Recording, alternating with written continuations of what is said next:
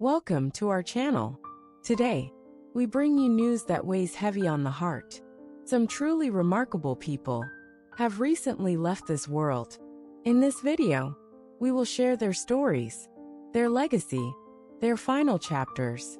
As a sign of remembrance and in support of their memory, please subscribe, leave a like, and share your thoughts in the comments. Your simple action can help others hear their stories and keep their memory alive. We won't delay any longer.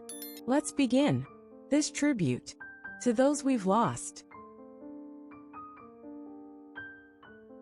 In April in New Orleans, Louisiana, the world bid farewell to Calvin Theodore Briggs, a transformative American jazz trumpeter, composer, and educator whose work bridged eras, genres, and generations. His music didn't just echo through clubs and concert halls. It carried history, pain, joy, and the unrelenting pulse of change. Calvin was born in Charleston, South Carolina, in the summer of 1952. His father, Ernest Briggs, was a dock worker and amateur saxophonist. His mother, Gloria, taught literature at a local high school. Their home rang with music and verse. Billie Holiday at breakfast, Baldwin before bed. Calvin picked up his first trumpet at age 8, a second-hand relic his uncle had rescued from a pawn shop. He played until his lips bled, teaching himself scales by mimicking records in the basement. At age 13, he was struck by the assassination of Dr. Martin Luther King Jr. Not only the tragedy itself, but the haunting silence that followed. Calvin filled that silence with sound, composing a requiem in his notebook titled Memphis April.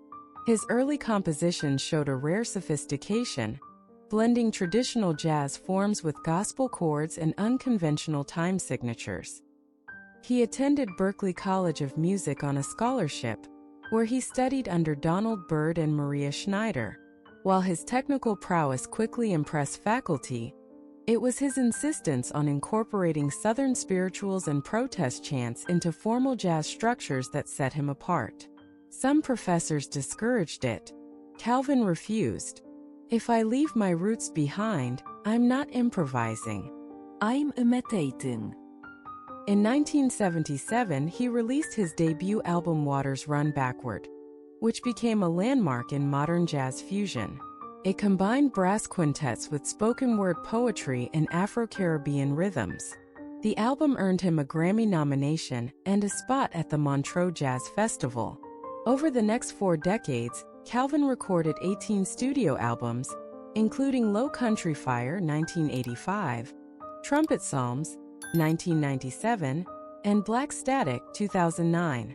He collaborated with legends like Herbie Hancock, Cassandra Wilson, and Kamasi Washington, but always returned to New Orleans, the city he called his heartbeat. In 2011, Calvin received the National Endowment for the Arts Jazz Masters Fellowship for redefining the trumpet as both a political and spiritual instrument. That same year, he opened the Briggs School of Improvisational Arts, which provided tuition-free jazz education to underserved youth in Louisiana. Despite his acclaim, Calvin's journey was never linear. In the early 90s, he suffered a breakdown following the sudden death of his wife Lila, a jazz vocalist he had met on tour and called the soul of every song I wrote. For 3 years, he stopped performing. He taught, volunteered at food kitchens, and wrote a personal manifesto he never published, titled Sound is Survival. He eventually returned to the stage, more subdued but deeper in tone. His 1997 comeback album Trumpet Psalms was described by critics as haunting, holy, and hard-won. Audiences felt the grief and the grace. At home, Calvin was gentle and meticulous. He cooked red beans and rice every Sunday, tended to his lemon tree, and wrote music in the early mornings with incense burning and Coltrane humming low in the background. He remarried in 2004 to dancer and choreographer Tasha Green, with whom he had twin daughters Mariah and Simone. His daughters would often sit at his feet during rehearsals, mimicking trumpet fingerings with toy flutes. He mentored dozens of young musicians, not just technically but spiritually. He insisted they read poetry, visit graveyards, and walk barefoot in the grass before they touched their instruments. "Music is not what you play," he told them. "It's what you remember." He supported Hurricane Katrina victims with benefit concerts, built music rooms in local public schools, and helped launch a prison songwriting program called Voices from the Yard. He believed in the redemptive power of creation, even behind walls. Among his most quoted reflections, "Improvisation is memory turned inside out. Play like your grandmother is listening. The horn doesn't lie, only you can do that." In his final years, Calvin was diagnosed with lung fibrosis, which gradually stole his breath but not his fire. He performed sitting down, then later just directed with his hands, his eyes, his soul. His last public appearance was a tribute concert in New Orleans, where his former students, now masters themselves, played his earliest work under his gaze. In his last interview, filmed in a quiet garden in Treem, he said, "When I'm gone, don't search for me in the silence. Find me in the space between the notes." He passed away peacefully in his sleep, just blocks from the very street where he once learned to play on his uncle's stoop. Outside, a brass band marched in spontaneous tribute, playing Amazing Grace with soft defiance. Calvin Theodore Briggs left behind not just memories, but an entire era embodied in his writings, ideas, and students. In April, in Santa Fe, New Mexico, the world lost Helen Margot Wallace, a visionary American painter, cultural anthropologist, and preservationist whose canvases captured not only the colors of the land, but the memory of entire civilizations. For more than 5 decades, Helen's work pushed past the boundaries of traditional visual art, becoming a tool of education, resistance, and historical revival. Helen was born in Phoenix, Arizona, in the spring of 1950. Her father, William Wallace, was a high school history teacher with a deep love for Native American mythology. Her mother, June Wallace, was a textile artist of Mexican descent who taught embroidery to local girls in their adobe-lined neighborhood. Their home was filled with desert wind, thick books, and hand-woven blankets. By age 6, Helen was painting on cardboard scraps behind her mother's studio using leftover dyes. At age 13, she was deeply impacted by the demolition of an ancient Hopi dwelling near their town to make way for a new freeway. That destruction changed her. From then on, she painted not just what she saw, but what was at risk of being lost. "Art," she later wrote, "is a memory that refuses to die quietly." Helen studied both fine arts and anthropology at the University of New Mexico. Her mentors, including the renowned Pueblo historian Maria Tallchief and muralist Diego Flores, helped her blend ethnographic discipline with visual poetry. Her early thesis project, Bones and Sky, featured large-scale canvases embedded with fragments of stone, textile, and handwritten indigenous stories. Critics dismissed it as too conceptual. Her professors called it prophetic. In 1978, Helen held her first solo exhibition, Earth Witness, at a small gallery in Taos. The show, a visceral blend of oil painting and environmental installation, drew widespread acclaim. Art historian Lena Stillwell described it as a museum, a protest, and a prayer all in one room. Over the years, Helen's visual style evolved, incorporating aerial photography, biodegradable pigments, and sacred geometry. She painted with soil collected from endangered lands and used crushed turquoise to depict water. Her 1993 traveling collection Disappearing Songs depicted 30 indigenous languages through layered portraits and vanished maps. It toured 37 cities and sparked curriculum changes in several university art programs. In 2003, she received the National Humanities Medal for weaving the histories of America's first peoples into the fibers of its future. That same year, her public mural Beneath the River, They Speak was unveiled in Albuquerque, a 100-foot panorama commissioned by the National Endowment for the Arts and created alongside youth from 6 tribal nations. But Helen's path was not smooth. In the late 80s, she publicly clashed with several art institutions over their refusal to display indigenous works not deemed contemporary enough. Her refusal to conform to the Western Gallery standard led to blacklisting from 3 major museums. She responded not with silence, but with the wall they wouldn't hang, a 10-piece protest series displayed across the chain-link fences of construction zones in Santa Fe. She once said, "If they won't let the story in, I'll paint it where they can't look away." Helen never married, but she fostered 2 daughters, Naomi and Lark, both of whom became educators. At home, Helen was quiet, mystical, and deeply ritualistic. She began every morning with tea and a candle lit to her ancestors. Her studio was a sanctuary of dried herbs, prayer beads, and music that ranged from Navajo chants to Yo-Yo Ma's cello suites. She kept journals full of dreams, sketched constantly, and left notes on her refrigerator that read, "Remember to breathe the color," and "The sky is not blue, it's longing." She taught for 20 years at the Institute of American Indian Arts, mentoring young artists, encouraging cultural revival through technique, and insisting that art must feed the people. Her students remember her as equal parts oracle and rebel, stern, loving, uncompromising.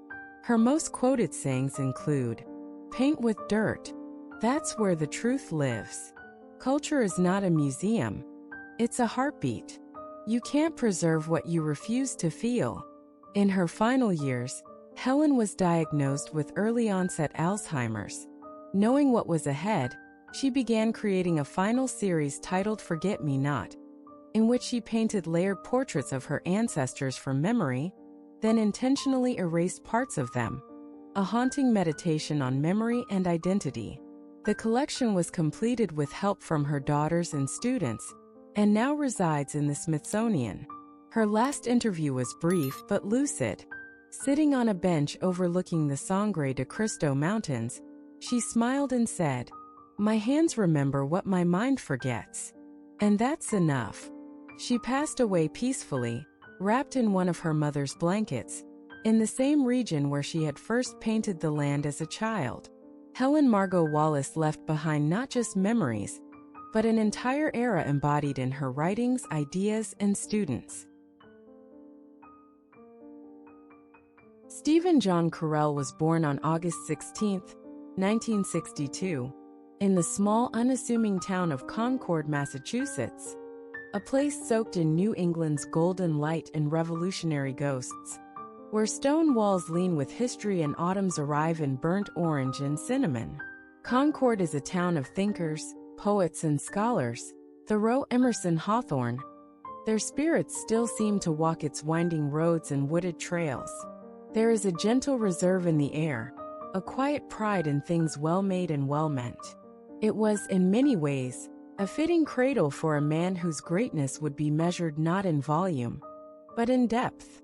His mother, Harriet Teresa Koch, worked as a psychiatric nurse, steady, empathetic, emotionally astute.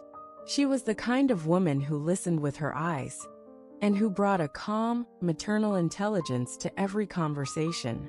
His father, Edwin A. Carell, was an electrical engineer of Italian descent, measured, patient, with hands that were always fixing something, always busy. Their marriage was one of loyalty and quiet affection. They did not speak in grand gestures. They showed love by showing up.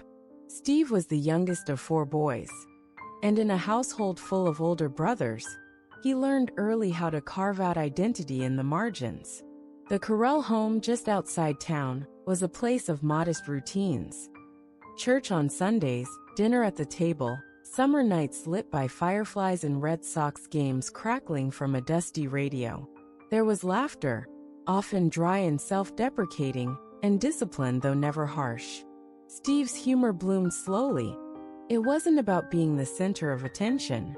It was about timing, about knowing just when to tilt a sentence or raise an eyebrow.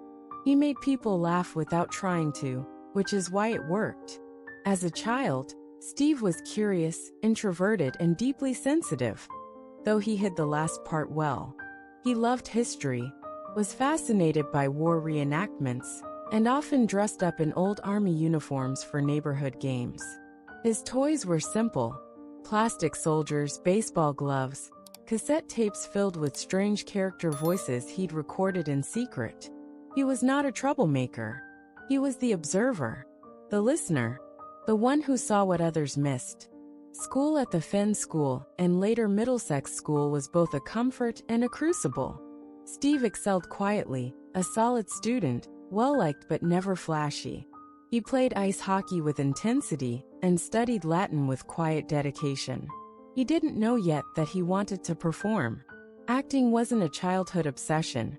It was more like a doorway that opened without warning. In 8th grade, he was cast in a school play. He put on a costume. The audience laughed. Something shifted. It was the first time I felt entirely comfortable, he later recalled. Like I had permission to be everything I was too nervous to be in real life.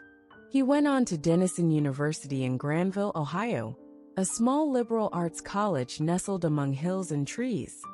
The kind of place where conversations stretched across campus lawns, and nothing ever seemed truly rushed. At Denison, he majored in history, toyed with the idea of law school, and played goalkeeper for the school's hockey team. But again the stage tugged. He joined a student-run improvisation troupe, and under the lights something familiar returned. The sense of flight, of presence, of becoming. After college, Steve moved to Chicago, not with swagger, but with suitcase and savings, prepared to fail quietly if need be. There he trained at the Second City, a legendary breeding ground for comedians. It was baptism by fire. Rehearsals ran late. Shows could flop. Audiences were brutal. But Steve learned to be generous on stage. He didn't steal scenes. He supported them. He understood the power of restraint, how a moment of silence could outpunch the loudest joke. One night Tina Fey, watching him from the wings, whispered to a friend, "He's going to break all of our hearts one day." Early career roles were scattered: commercials, voiceovers, small parts on television. He did a stint as a correspondent on The Daily Show with Jon Stewart, where his deadpan delivery became a quiet sensation. And then in 2005, everything changed. The Office, an American adaptation of the British cult series, cast Steve as Michael Scott, the bumbling, deluded, desperately human regional manager of a failing paper company. At first, the audience resisted him. He wasn't Ricky Gervais. He wasn't cool. But week after week, Steve turned Michael Scott into something more than a punchline. He turned him into a man who longed to be loved, who tried too hard, who failed beautifully and kept trying anyway. It was comedy with marrow. The world fell in love. Steve Carell became a household name, not in the explosive way some stars do, but like someone who had always been in the room, and you'd only just noticed. He followed up with The 40-Year-Old Virgin, where his sincerity made raunch feel redemptive, and Little Miss Sunshine, where he played a suicidal academic with breathtaking delicacy. There were awards, applause, a Golden Globe, an Oscar nomination, and still, he kept his distance from the Hollywood machine. Fame never sat comfortably on his shoulders. He didn't move to Los Angeles.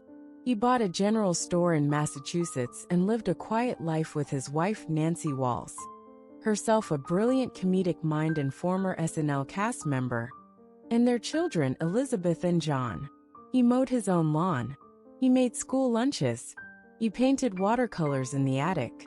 There were darker seasons too, scripts that didn't land, creative droughts, a time when grief struck, the loss of his parents, one after the other.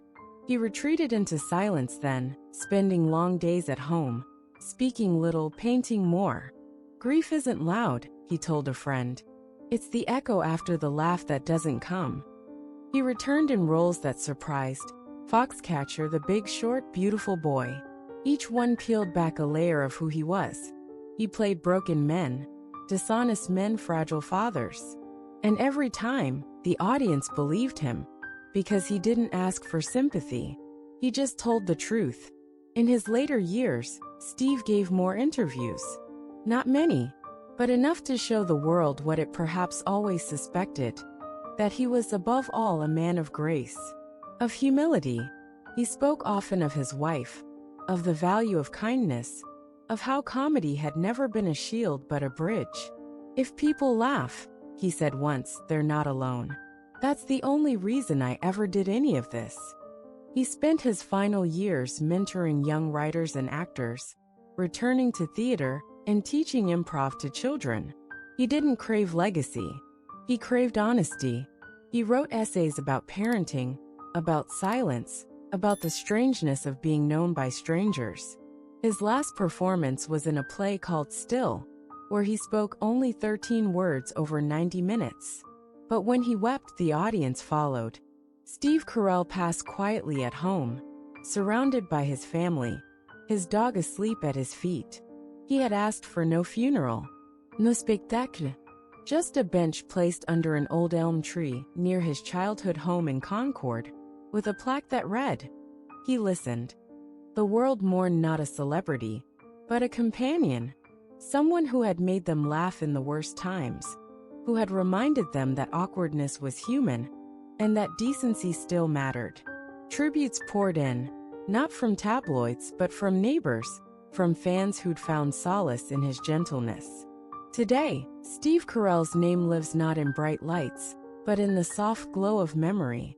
In classrooms where quiet kids finally speak. In homes where families laugh together over reruns. In moments where someone feels less alone, because someone once said something silly with sincerity. He left behind not noise but warmth. And in the end, that was everything.